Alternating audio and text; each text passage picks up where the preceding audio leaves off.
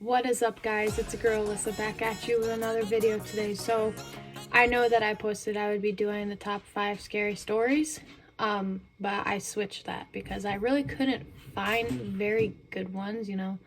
So I chose to do haunted places in America, not just northern New York. I do have a list here, so we'll get right into it. Okay, so the first one is Alabama. It's called Sloss Furnaces. Sloss Furnaces was once a bustling center of steel production and employed a notorious foreman named James, in quotation Slag, which was his nickname, Wormwood, who was infamously cruel to his workers. 47 workers lost their lives, and Slag himself eventually perished in the furnace. Since then, workers have described encounters with Slag's mean-spirited ghost within the furnace. That reminds me of movies in general, not just like scary movies, but where a kid is afraid to go in a basement because they think the furnace is like haunted, or it comes alive, or it's just really scary. It looks like something mean. I don't know, that's what that made me think of. The next one is Alaska, and the place is called Whiter. Whiter, a tiny town in Alaska, is unexpectedly spooky. The Buckner building, originally designed to house soldiers during a nuclear attack in the Cold War, has long been abandoned by the military and is now known for mysterious occurrences, including whistling, scurrying sounds, and running water. I have a story to tell you guys at the end of this, of an experience I encountered when I was younger in a place I used to live in. The next place is in Arizona. It's called the Yuma Territorial Prison.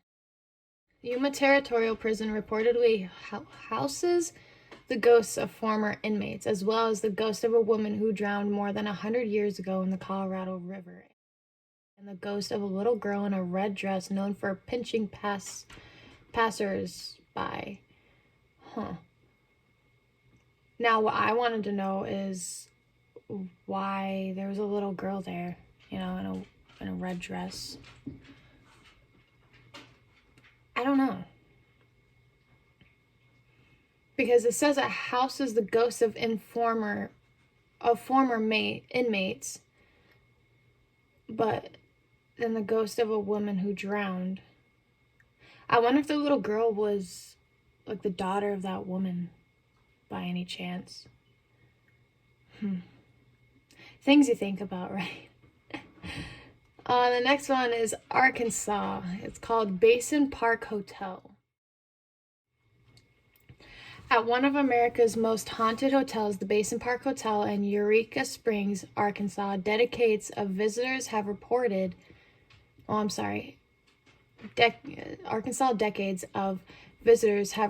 seeing ghosts on the premises. Today, visitors flock to the hotel to witness its haunted history. Do you ever think like half of these places that are haunted possibly were built on like burial grounds? Because if you think about it, how long ago these things have been here, we didn't have like as many buildings and property that we do now. So it makes me think if there was a lot more burial grounds than we are used to, and then a lot of places were built on them. Gets you wondering. The next one is in California. This is the one I want to go to so bad. It is the Queen Mary. Oh my gosh, I would kill to go there. The Queen Mary, a massive ship docked in California, has long been a haven of paranormal activity. Visitors have described encountering the ghosts of an engineer who died on board, a lady in white, and various children throughout the ship. So yeah, my favorite YouTubers went to the Queen Mary and they did an overnight stay, and they were talking about how it's not that they saw them, but it was stories they heard too about kids being seen throughout the ship, and a lady dressed in white. They always tried to see if they could see the lady dressed in white, but when they were staying in their room, the faucet would turn on itself, or they would hear noises, and they use dowsing rods and all that communicator things to talk to things. And I believe that's where it started for them, that it attached itself in a way. And oh my god, ever since I watched that, I wanted to go there so bad. It's just a ship that's docked. It doesn't go anywhere. It doesn't move. It's just always there. And I knew too much about this. The next one is also another destination in my life that I would love to go to, that they also did as well. It's in Colorado, and it's called the Stanley Hotel. Now, the Stanley Hotel, which is famously inspired by The Shining, is known for its high levels of paranormal activity. Just last year, John Mosling and Jessica Martinez Mosling are believed to have captured two ghostly figures in a photograph inside the hotel. And I will go ahead and post those now. Okay, and the next one is in Connecticut. Excuse me. Remington Arms. Remington Arms, a former factory in Bridgeport, has witnessed a number of deaths over the years and today. It's reportedly haunted by shadowy black figures departed, and employees unaware that the factory is no longer running. Ooh. And then the next one is in Delaware. Fort Delaware. Fort Delaware was once a prison housing Confederate soldiers during the Civil War, who were kept in horrid conditions. Since then, visitors have claimed to hear the footsteps of soldiers and see ghostly figures. I mean, that would be kind of cool, you know, to kind of see a soldier from way back then. And I don't know, just to, even though they're not there in person, they're still there. So it would be cool to kind of like see how they looked. But now if they were kept in horrid conditions, I think they wouldn't look so good. You know what I'm saying? But I've been told that when somebody passes, when they go to heaven, or in general when their spirit passes, nothing is wrong with them. They're back to normal like they were. They're healthy. They don't have any issues. Like if somebody were to have cancer and they passed, they wouldn't have cancer anymore. They'd be completely healthy. They have a full head of hair. They would have everything. So it makes me wonder, would they look like if they were in horrid conditions, or would they look like just healthy soldiers just roaming the area that they passed in, you know? But anyways, on to the next one. This one's in Florida, the Apollo Space Launch. This former NASA launch site stands abandoned today, a haunting reminder of 3 astronauts who died there in 1967, trapped inside a capsule 2 weeks before they were scheduled to launch. Since then, employees and visitors have described mysterious occurrences at the site. That would be pretty cool. I mean, not to be cool how they passed, but it'd be pretty cool to, like, I don't know, go to a NASA station in general, you know? If you think about it, I mean, that was a while ago, but not too awfully long ago. Like, my grandparents were alive then. The next one is in Georgia. It's called the Hay House. Since the Georgia Trust acquired this historic house in 1978, it's been the reported site of odd sounds, mysterious issues with lights and doors, and even ghost sightings.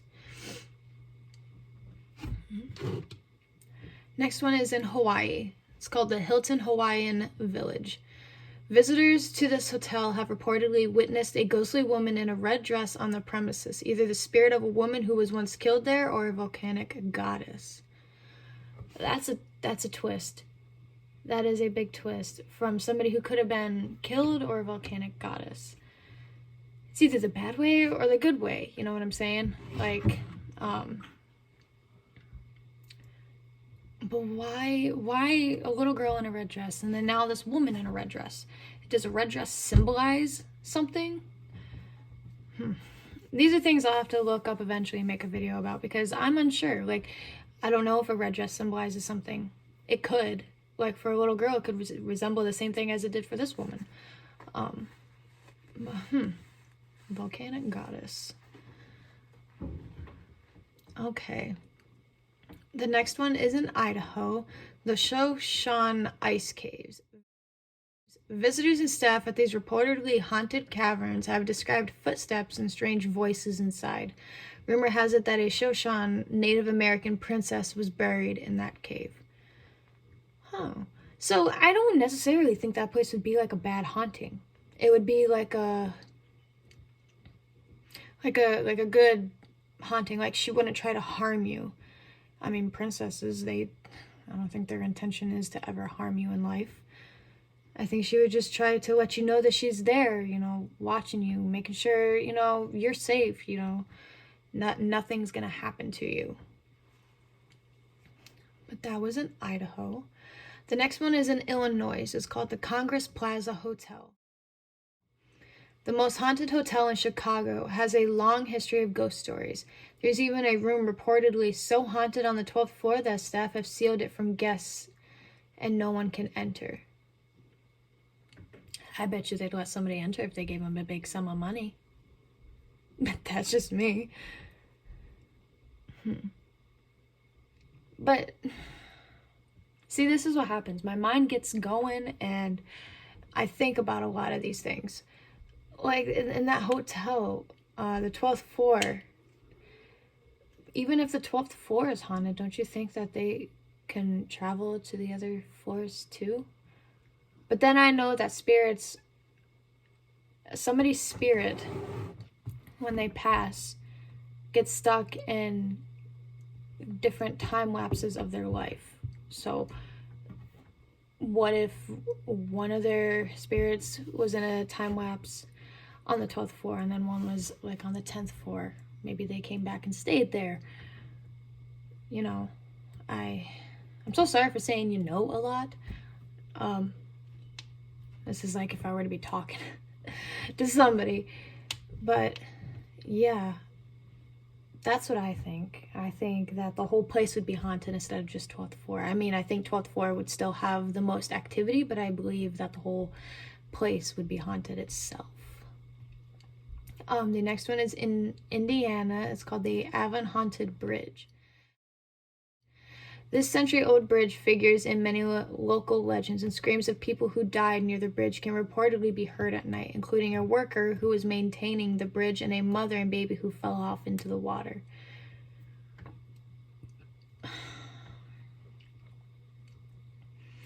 So I could see how a worker, but a mother and baby, depending on how this bridge was built and how, not sturdy, but guardrails, there always is like ramps on the side. I think there would be more to it than just her falling off. She could have taken herself with her baby and ended it for both of them. Or they could have been pushed, or something tragic could have happened more than just those two scenarios. But I think that them just falling, like, oh, hey, woo. No, but I could be wrong. I honestly could be wrong. If you guys know anything about these places, please let me know, because I'm very, very curious as in why and what happened per se. The next one is in Iowa. It's called the Villisca Axe Murder House. Wow. Okay. This house remains haunted after the gruesome murders of the house's residents, 6 family members and 2 guests, using an axe in 1912. The case was never solved. So does that mean the murderer of all those people still roamed? I mean, given he's dead now, if they never caught him, but he was on the loose. He could have killed so many more people, and I'm pretty sure he did. Again, if you guys know the person that did that, like if you know any information, leave a comment down below, because that's awful. And I know we have a lot of cases that haven't been solved yet that have happened years ago and that people are still trying to get to the bottom of. But my oh my, that was in 1912. We could have figured something else out by now, in my opinion. But hey, that's gruesome. That's pretty bad. The next one is in Kansas. It's called Old Abilene. Old Abilene, which today offers a number of ghost tour opportunities, is allegedly the most haunted town in the state, with reports of touches from unseen hands, cold spots, apparitions of cowboys, and disembodied voices. You see cowboys now. Where I'm from, anyways. You see, like, a lot of people walk around with cowboy hats, cowboy boots, and all that fun stuff. But the next one is in Kentucky. It is Liberty Hall. Located between Lexington and Louisville, this historic home is said to play host to 3 different ghosts, including the aunt of the family who lived there, a Spanish opera singer who disappeared near the house, and a soldier from the War of 1812. Wow, that's like a big jump in I can't think of the word.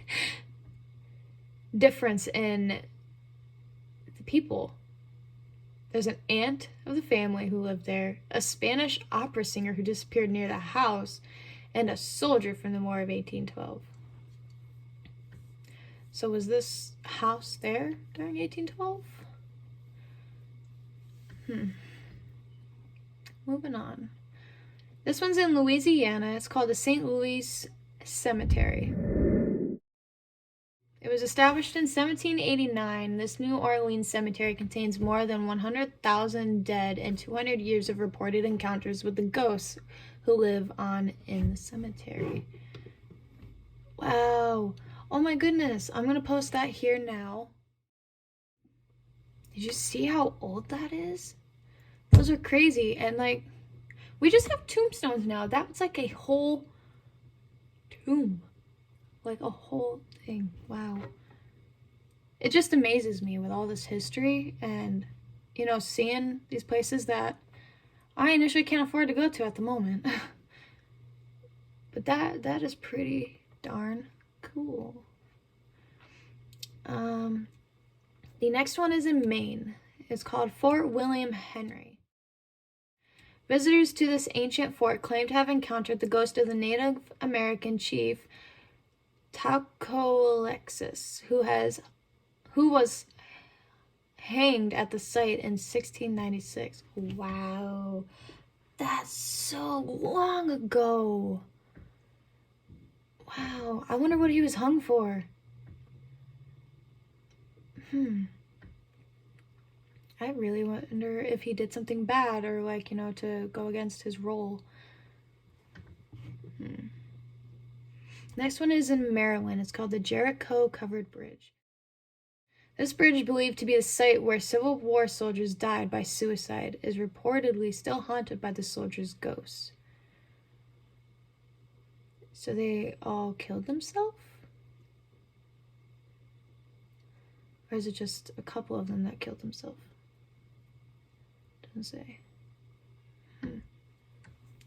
Next one is in Massachusetts. It's called the Salem Old Burying Point.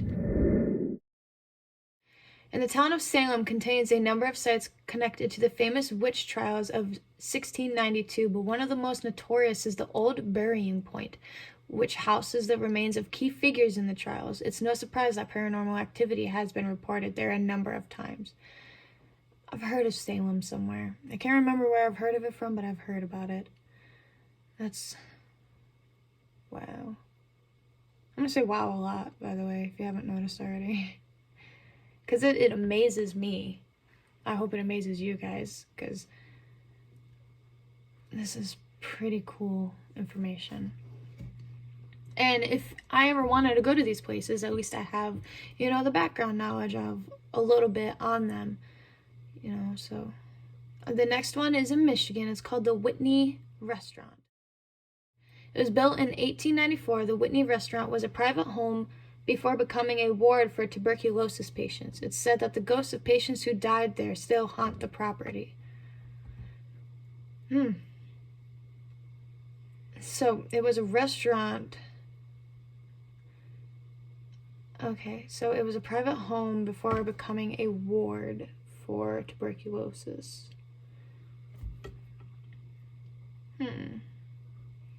My mind's just a spinning.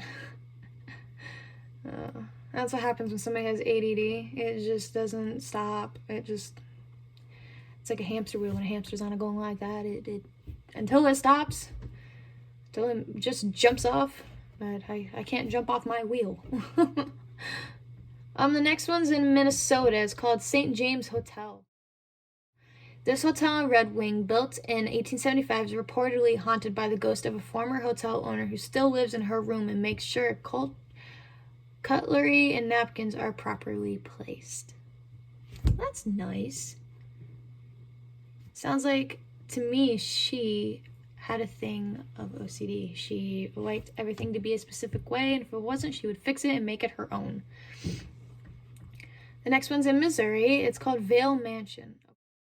According to legend, at one time this mansion was so haunted that passersby would cross the road to avoid walking directly past it. It was once the home of Sophia Vale, who killed herself by overdosing on morphine after her husband was implicated in crime and reportedly still haunts the mansion. So to me, that sounds like it would be a very mad spirit. It sounds like she would try, since she took the pain out on herself, she would try to take her pain out on other people now. Because now that she can't really physically do it to herself anymore, she wants to see anybody that she sees and put it on them. That's my idea of that. The next one is in Montana. It's called the Little Bighorn Battlefield.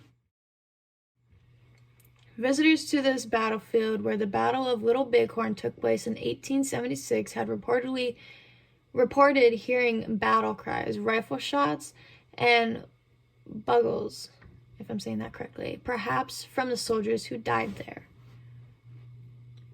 Well, that's pretty. I'm going to post a picture up now. I could see that, though. If you look at that picture, I could see soldiers lined up here and here and just charging at each other, minus the fence being there, but I could see them just charging at each other in that picture. All right, the next one is Nebraska state capital. Multiple deaths at the center of Nebraska's government have sparked rumors of paranormal activity, including reports of shouting and sounds of people falling down the staircase. Ooh. That wouldn't be a good way to go. Being pushed down a staircase. That's kind of scary. The next one's in Nevada. It's called Westgate Hotel. Rumor has it that Elvis still haunts the hallways of the hotel where he rose to fame, and visitors have described seeing or hearing his apparition at various points in the building. So, my thing is about Elvis. People say he passed on his toilet in his house. And then others say that they think he faked his own death so he could stay out of fame, that kind of thing. But this Westgate Hotel is where he rose to fame. So that goes back to the point I made earlier, is where spirits are stuck in like different time lapses. His could be stuck at his house where he passed, and then the next time lapse could be this hotel where he's stuck at. But I mean, that wouldn't be a bad time lapse to be stuck in, where he rose to fame, because I know he liked what he did for a good while till he fell off the board with his music. But hey, Elvis music is pretty good in a way. I'm not a big fan, but I'd have to be in the mood to listen to some Elvis. But I don't think he'd try to bring any harm. If he was haunting that place, I don't think he'd try to bring any harm to anybody that was there. He's just probably trying to let them know, hey, hi, I'm here. I see you. You see me sometimes. Cool. Enjoy your stay.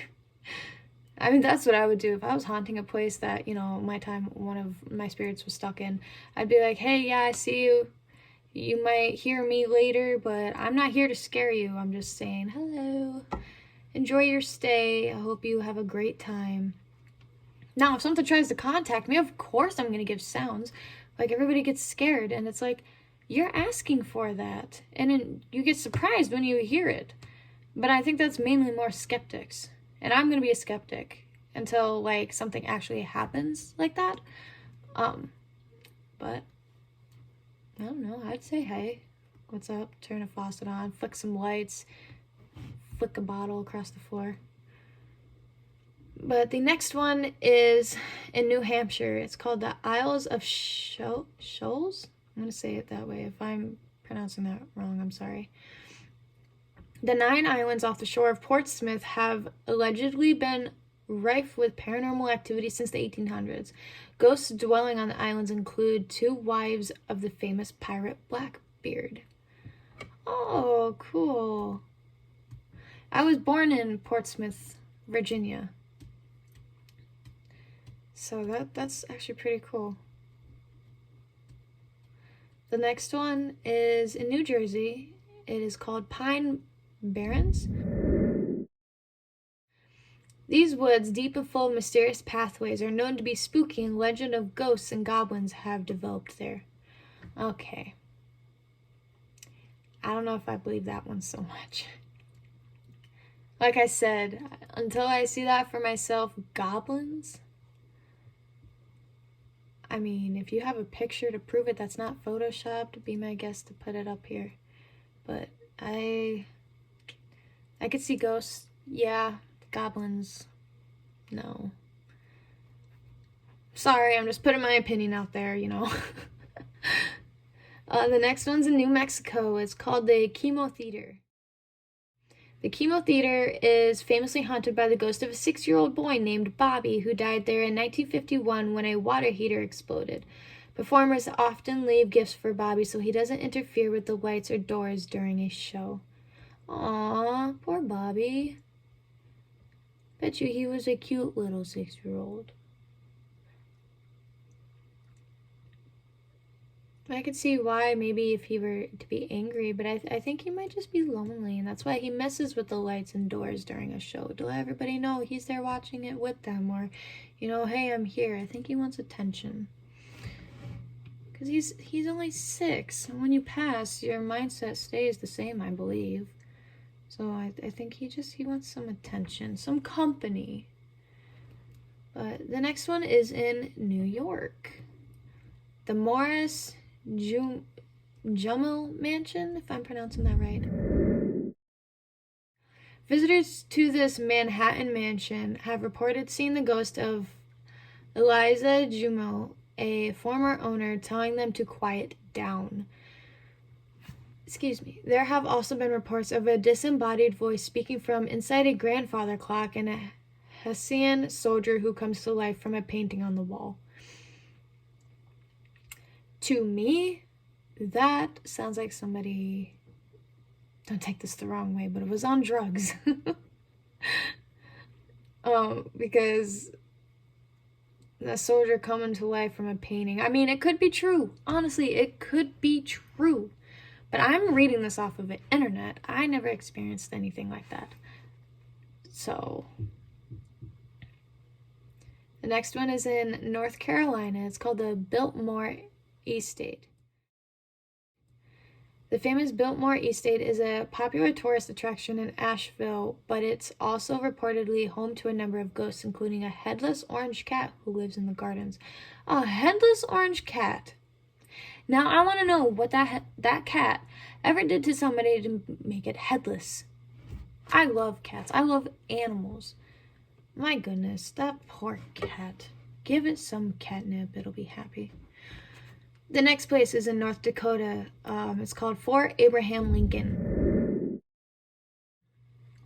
Once a bustling fort housing military officers and their families in the 1800s, Fort Abraham Lincoln was eventually left to the elements once conflict had ended. The Custer House, part of the fort, was rebuilt in 1989 and has since become haunted with the ghosts of the fort's former inhabitants. Interesting. The next one is in Ohio. It's called Malabar Farm. The house on this farm is reportedly haunted by a farmer's daughter who poisoned her family after they kept her from a boy she was in love with. Visitors have reported hearing voices and seeing the daughter's silhouette in the window. Okay, that's creepy. That's sad and creepy. I don't want to see a silhouette in a window. That terrifies me to the max. There was a time we passed by this motel on a corner in a city that's like 45 minutes away from me. And every time I look at that motel, I just wait to see if I see something in a window that isn't really a person. And it's like, it gives me chills because, I don't know, when I pass by that motel, I just get the creeps. I kind of refuse to look at it. I never saw anything. I thought I did once, but no, I don't mess with that. The next one is in Oklahoma. It's called the Gilcrease Museum. The Gilcrease Museum, located in Tulsa, has been subject to several paranormal investigations after reports of strange whispers in the dark and mysterious door slamming. Yeah. I wonder what they were whispering. Like what they were saying. Come see me, I'm in the corner. The next one is Oregon. It's called Columbia Gorge Hotel. And I think I'm going to do one more after this one, maybe two. Oregon, Columbia Gorge Hotel. Nearly a century old, this hotel has played host to Presidents Calvin Coolidge and Franklin D. Roosevelt. It's also reportedly haunted by a woman in white who may have killed herself jumping off a hotel balcony, as well as a child who spends time on the ground near the site of a former pool. I wonder, did the kid drown? That's why he stays by the pool? Or he or she stays by the pool? Or did they just like swimming and, they visited that place one time and they're just, they're chilling in the sun? Interesting. The next one is Pennsylvania. It's called Eastern State Penitentiary. Eastern State Penitentiary, once a notorious and active prison, has long since stopped housing prisoners, but its crumbling walls and spooky passageways remain. Slick Willie Sutton and Scarface Al Capone were both prisoners there. No kidding. Alright, I'll do two more. Why not? Rhode Island. It's called the Providence Biltmore. Stephen King was inspired by this hotel, which was built with the backing of a Satanist who performed rituals inside. The hotel was also the site of several deaths during the Prohibition era and remains reportedly haunted today. So the thing about rituals, there's good ones and there's bad ones. This one did some pretty bad ones considering they were Satanist. I would never do a bad ritual ever. I promise. I won't do a bad ritual. You can never talk me into it. I'm good. Last but not least of today's list is in South Carolina. It's called the Magnolia Plantation and Gardens. A former plantation, this property has been owned by the same family since 1680. Paranormal activity reported there has included mysterious voices and noises, growling, and unknown music. I don't know why spirits growl. I really don't know why. I wonder if it's like a sign of evil or a sign of they're mad or they want you to leave or to go. But I don't know why growling is a choice to go. I mean, I'd rather have a spirit growl at me to tell me to scoot on out than push me or try to harm me, you know. I'd rather have that happen than getting injured. But yeah, that was the list for today on haunted places in America. I thought that was pretty interesting. A few of these places I would love to go to one of these days in my life when I have money and I can travel and I have people to travel with. That would be pretty cool. Sometime in my life, if you guys want to see me go to any of these places, let me know. Leave a comment down below. But yeah, I think that's it. If you guys enjoyed this video, don't forget to give it a like. If you guys want to see more, hit that subscribe button down below, and don't forget to turn that notification bell on for when I post more videos. I hope you guys have a great rest of your day wherever you're located at. Kisses, and don't forget, always stay humble.